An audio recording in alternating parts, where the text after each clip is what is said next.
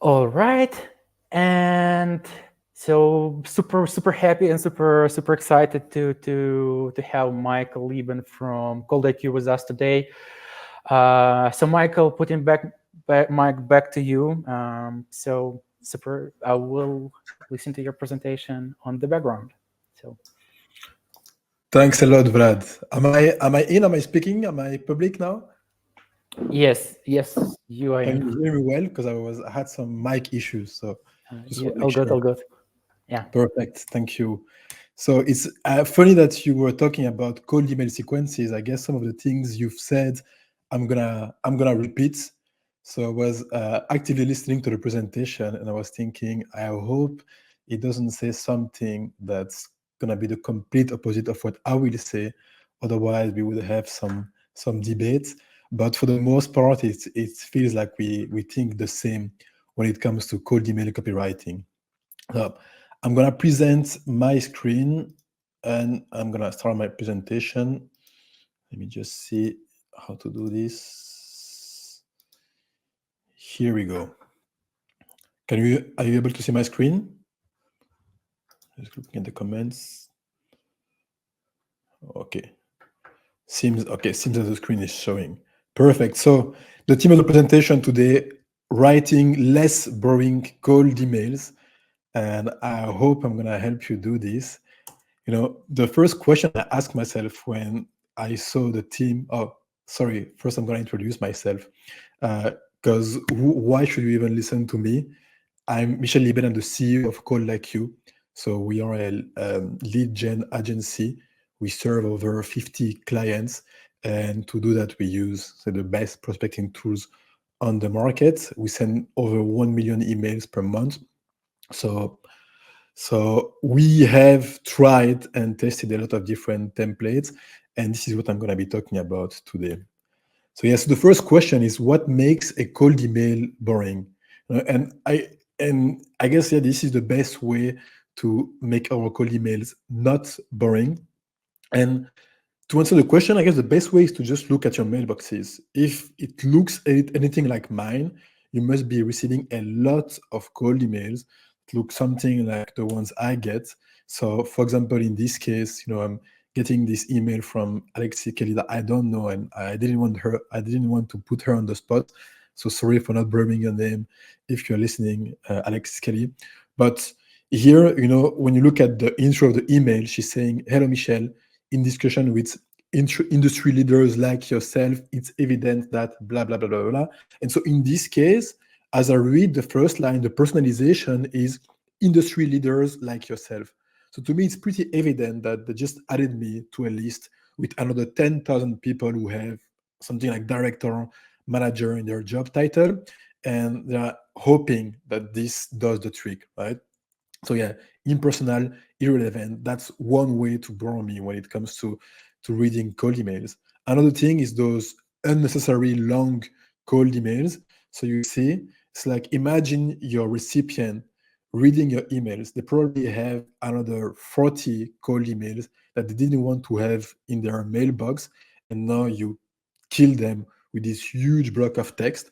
I think Vlad was saying that the shorter the email is, the more it tends to get replies. I mean, it's pretty obvious. Even if that was interesting, there is so much text, and I don't have the time to read this all, so I'm not even reading any of that. So yeah, so from these two examples, it makes it pretty clear. If you don't want your emails to be boring to your recipients, if you want them to draw their attention, you need to make them feel like they've been written for the person reading it and only for them. So you want them to be reading and you want them to be thinking there is no way this email was for anyone else than me. And as a bonus point, you want to get your point across in as few lines as possible. People actually browse. There is a statistic that says that people look at this for something like 2 seconds, and this is how they decide if they are going to read more or if they're gonna close the email. So, anyways, enough talking. I'm gonna show a framework we use when it comes to writing this cold email, and I will illustrate that with a practical example.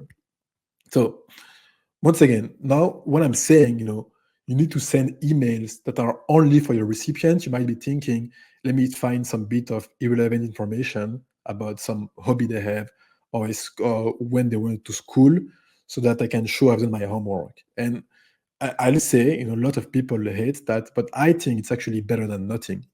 That said, if you're going to look for something to say, you want to find something that's related to the challenge they have in their job, in their daily jobs, or inside of the company, and then you want to tie these challenges to your value proposition. So, for examples, here what you can look at is, change in the industry likely to impact businesses.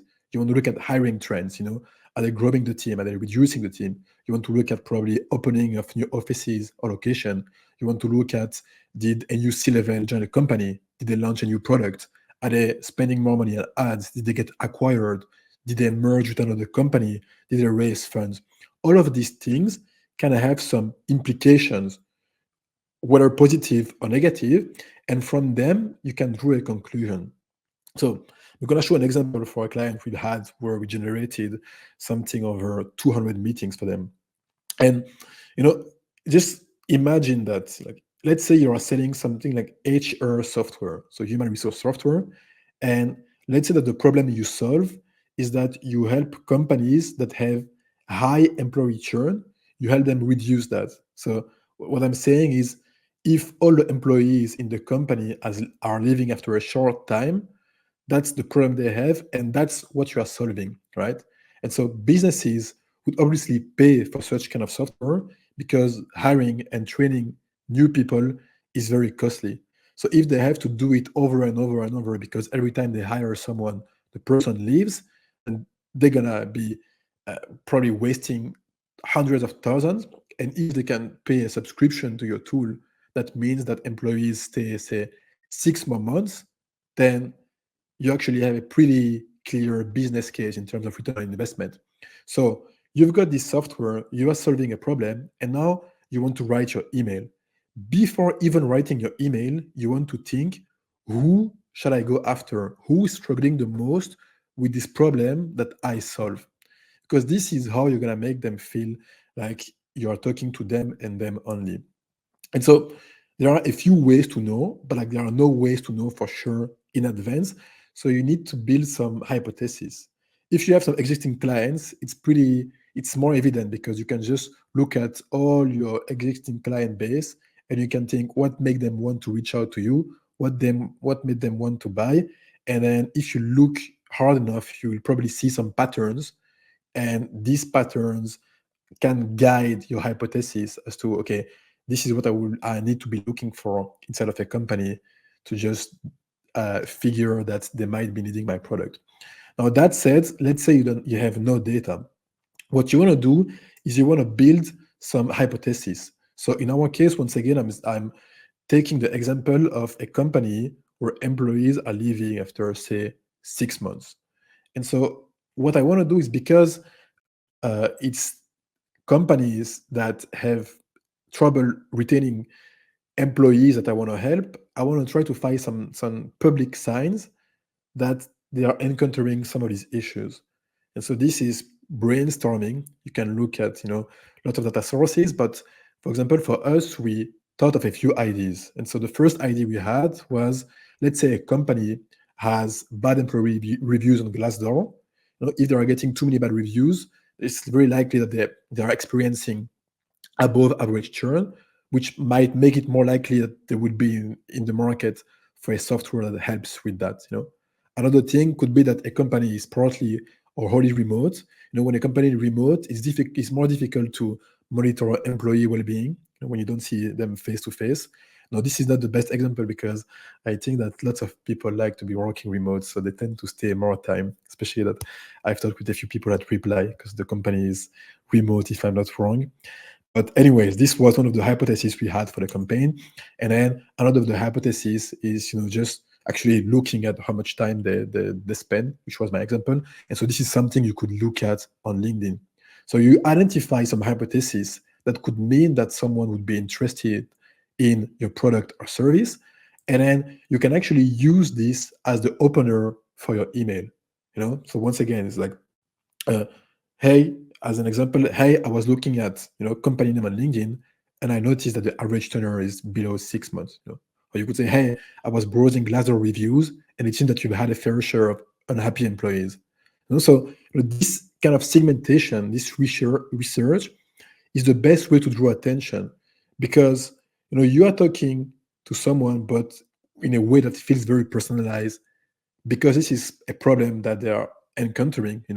If you send them a message and you notice that there is like a very high chance that they have noticed that as well. It's like you notice that they have six people leaving after 6 months, they probably noticed that. And so this will probably make them want to read more of this email. So before I finish, like this email, so we had this first starting line, which was, hey, I was browsing, or hey, I was looking at your company name. Just want to mention a few rules of thumb that you should bend at your own discretion, because in my opinion, cold email copywriting is more art than science. So Vlad gave some great pointers, some great data-backed pointers. Follow them as much as possible, but sometimes just follow your intuition and just decide to throw everything away. That said, you want to make them as short as possible. You want to lead or you want to end with an observation. You probably want to add a cheeky PS line. It's usually a good spot to add some funny personalized joke. You want to add some social proof, and you want to end with an open-ended question. So applying these rules with our previous examples, this is how it could look like. So the opener is, hey, I was looking at company name on LinkedIn, and I noticed that the average tenure is below 6 months. And now you're presenting the solution. So you're saying, our platform provides insights into overall employee engagement and lets you know if they are close to burnout. And then you can ask a question, could it be helpful to help you retain employees for longer? And then now you can make a small joke based on the about section in your LinkedIn summary or profile. So let's say, like, they talk about dogs or cats, whatever it is. This is not very relevant, but it adds a touch of humor, which we kind of like with all of the AI and automation. So now that we went through like one example, I wanted to showcase a few other examples that we've collected and tried on over 50 plus clients, and some that I actually like a lot. And so this is an example I had seen months ago on LinkedIn, written by this guy, Leaf Bisping. It was this guy, Kevin, that was criticizing the email. And so essentially, like the framework is, it describes an obvious choice you would make given several options, and then it compares the choice that the prospect is making related to a solution. So I'm just gonna read the email here, but essentially, look at this email. So the topic line is, you are at a vending machine. So he's making you picture or imagine a situation, and then it's, you see Diet Coke, three options: $0, $1, or 150 for a can. What would you choose? Zero, right? It's pretty obvious, right? And then it's like, then why are you paying Stripe 1.5% in international processing fees when you could be paying nothing?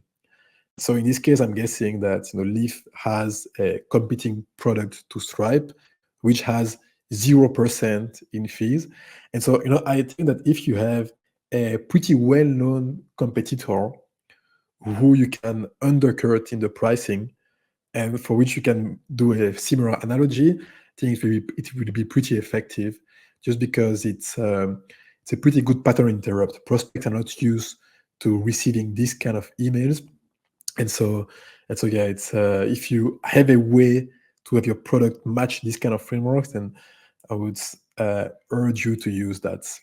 Now, another example I like is this example from Ethan. The reason why I like this one is because it works for a lot of use cases, and it's really like value oriented. I think once again that Vlad mentioned it in his data back. He said that you should try to give them something, you should try to bring value.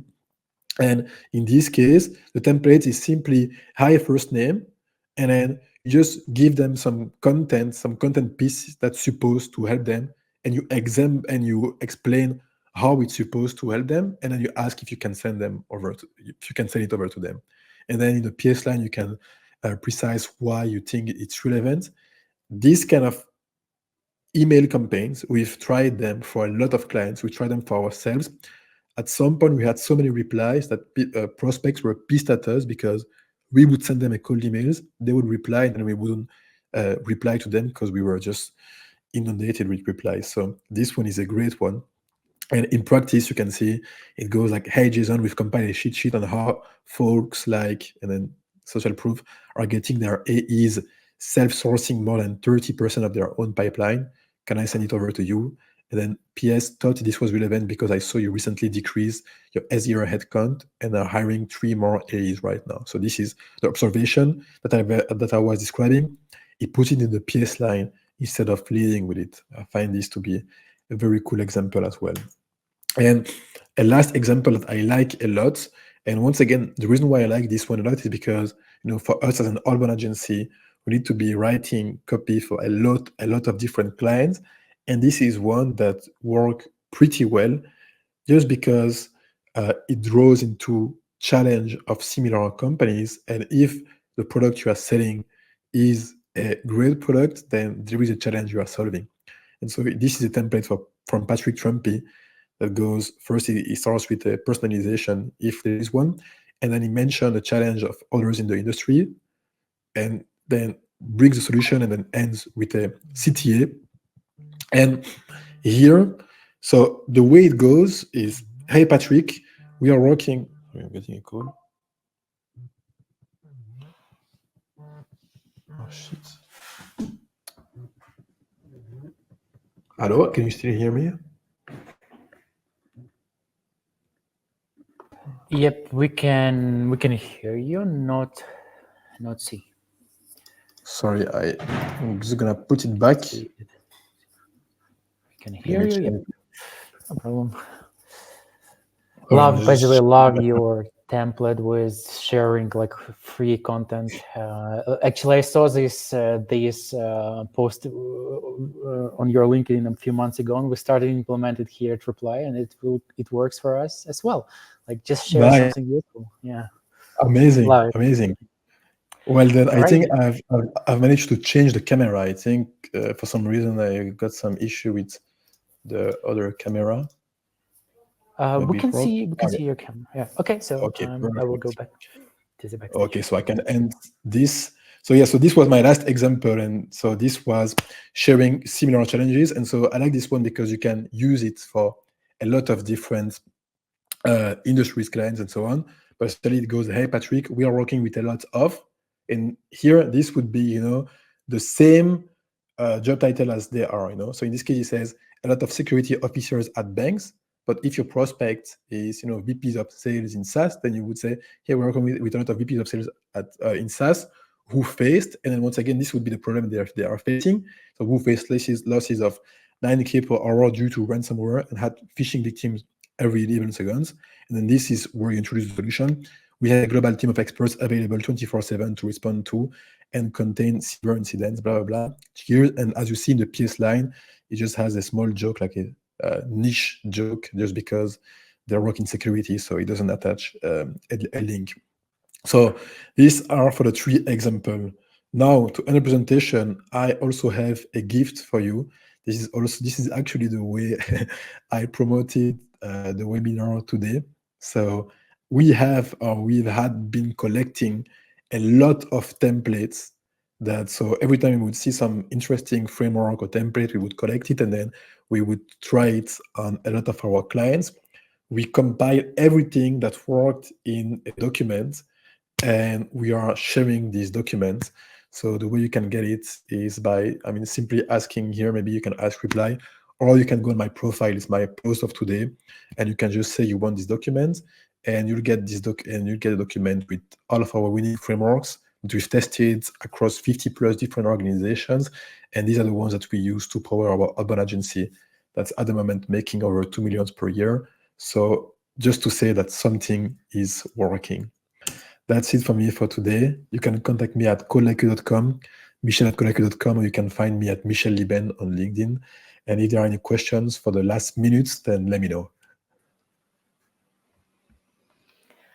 Thank you so much, Michael. That was fantastic. Well, one question from me. What is your favorite email template? Like, what is your favorite approach you are using heavily? Yeah, I think my favorite one is the last one. So, like in terms of the actual output of the email, I like the first one I showed. The one where it's like, why are you paying zero if you can pay? Why are you paying 1.5 if you can pay zero? But in terms of usability, and this is a very personal case, I like the last one just because as we serve 50 different clients, it's something where it almost always works. It's always we work with, and then you mention the same person as the person you're reaching out to. I mean, the same persona, and then it describes the problem, which is like the problem that you have similar people you help with, and then it ends with the question. And this is a pretty easy one to plug, and I think most people here could be using this template and write a winning email in just like 10 to 15 minutes.